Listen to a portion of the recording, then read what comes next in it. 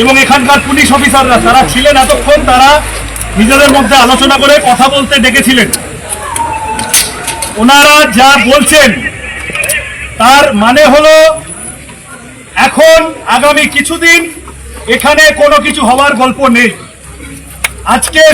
আজকে সারাদিন ধরে এই আলোচনা করে রাত ধরে এই অঞ্চলের মানুষ, সাইডিং এর মানুষ, তাদের যে দাবি ছিল যে আমাদের কোনো কথা না বলে ভাঙচুর করে দেওয়া যাবে না, সেটা আমরা ওদের মানাতে পেরেছি। আমরা আজকে আপাতত জিতেছি।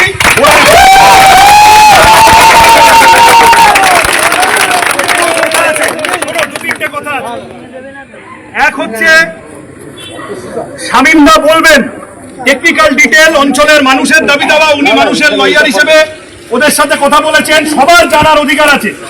আমি আবার বলছি, এই পার্টি ওই পার্টি সেই পার্টির ব্যাপার না, এলাকার মানুষের বিষয়। কথাটা হলো যে ওরা আমাদেরকে কিছু অনুরোধ করেছে যে এই ব্যাপার আপনারা একটু মানবেন।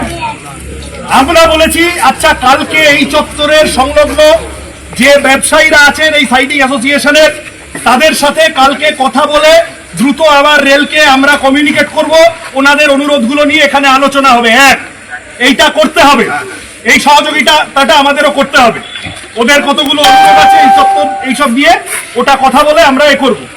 দুই হচ্ছে যে আমরা যে আইনি কাগজটা নিয়ে এতক্ষণ লড়াই করলাম, সেই কাগজটা সেটা সম্পর্কে আরো কিছু ডিটেল ওরা আগামী কিছুদিনের মধ্যে জানাতে বলেছে। কতদিন হলো কথা? 21 দিন। হকারদেরও যা ইত্যাদি এখানকার, সেই নিয়ে মুহুর্মুহু সারাদিন ধরে যাদবপুর স্টেশনে মিছিল ইত্যাদি এইসব হয়েছে। অনেকগুলো প্রশ্ন আছে পদ্ধতিটা নিয়ে, সেই কথাগুলো আপনাদের সাথে আমরা সবাই মিলে রেল এবং পুলিশের যারা এসছেন তাদের সাথে কথা বলার চেষ্টা করছি। ওনারা আমাদের কাছে যা আইনি কাগজপত্র আছে, এখন অবধি যা কথা হয়েছে, ওনারা নিজেরা ওনাদের মধ্যে কথা বলছেন। আমরা যুক্তি দিয়ে দেখিয়েছি, বলেছি যে কেন এই চত্বরে এইটা এইভাবে বাদ দেওয়া। এখানকার মানুষ বলুন, কমার্শিয়াল পটে যারা ব্যবসায়ী বলুন, দোকানদার বলুন, বাসিন্দা বলুন, হকার বন্ধু যারা বলুন, তাদেরকে কেন এটা এইভাবে হঠাৎ বিনা নোটিশে, বিনা আলোচনায় এইভাবে কেন এটা করা যাবে না, কেন উচ্ছেদ করা যাবে না, আমরা সেটা আমাদের দিক থেকে যুক্তি দিয়ে বলেছি। আমার কেবল ওনারা ওনাদের মধ্যে কথা বলছেন।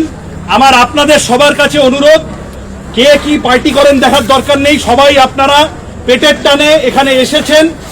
আমরা সবাই যতক্ষণ না এই বিষয় ফয়সালা হচ্ছে, আমরা এখানে এইভাবে থেকে যাব।